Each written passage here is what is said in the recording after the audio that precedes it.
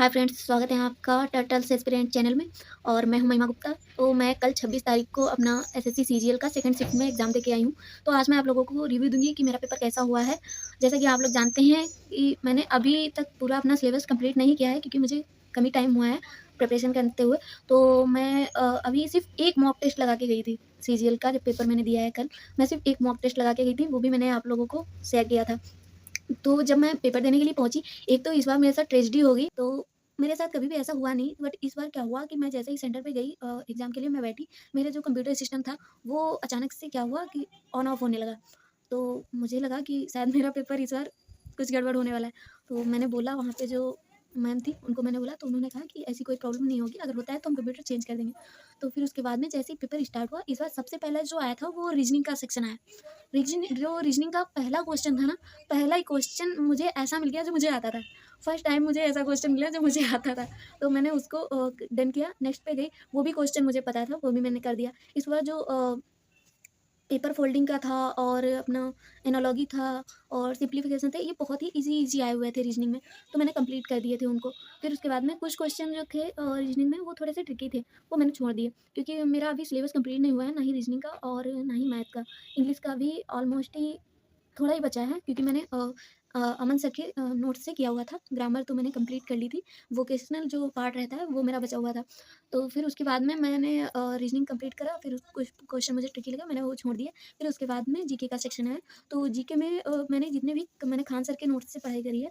तो बायोलॉजी से एक क्वेश्चन मुझे मिल गया था, आई थिंक दो क्वेश्चन। बायोलॉजी से मुझे दो क्वेश्चन मिल गए थे, वो मैंने कंप्लीट कर दिए।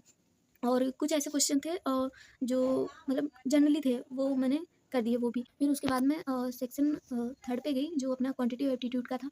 वहाँ पे जब मैं गई, तो वहाँ पे पहला ही क्वेश्चन एडवांस का आ गया, और मेरा अभी एडवांस का कोई सिलेबस कंप्लीट नहीं है, एक भी चैप्टर मैंने अभी नहीं पढ़ा एडवांस का।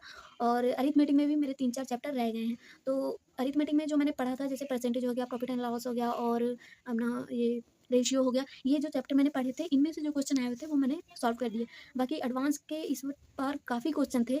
आई थिंक 6 क्वेश्चन एडवांस के थे, 6 से 7 क्वेश्चन एडवांस के थे।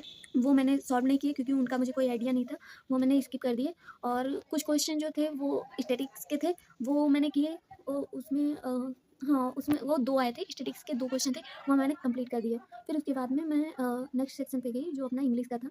वहाँ इंग्लिश के क्वेश्चंस मैंने ऑलमोस्ट सारे किए, 25 थे, मैंने 25 ही किए हैं। जो अपना क्लोज़ टेस्ट आया था, क्लोज़ टेस्ट का मुझे समझ नहीं आया कि उसका मीनिंग क्या है, तो मैंने उसमें कुछ अपना आइडिया लगा के मैंने उसको किया है।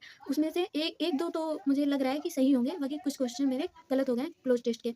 और 2 पैराजंबल आए थे, पैराजंबल भी मैंने कंप्लीट कर दिए थे, वो तो आई थिंक सही ही होंगे।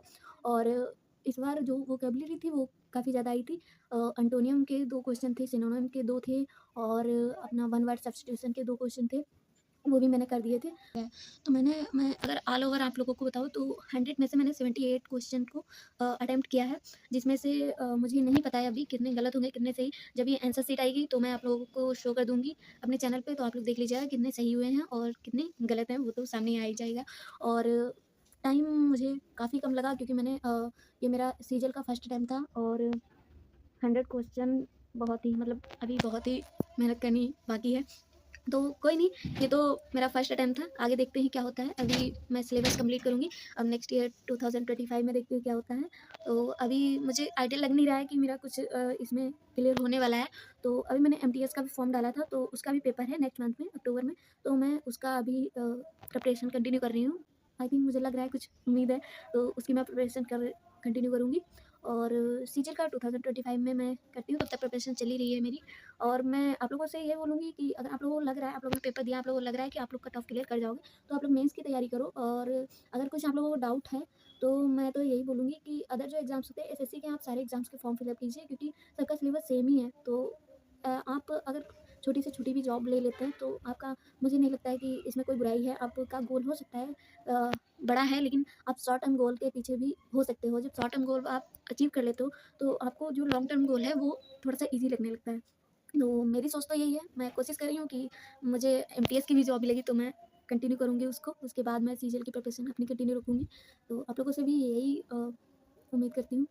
तो मिलती हूँ आप लोगों को, जब आंसर शीट आएगी उस टाइम पे आप लोगों को शो करूँगी।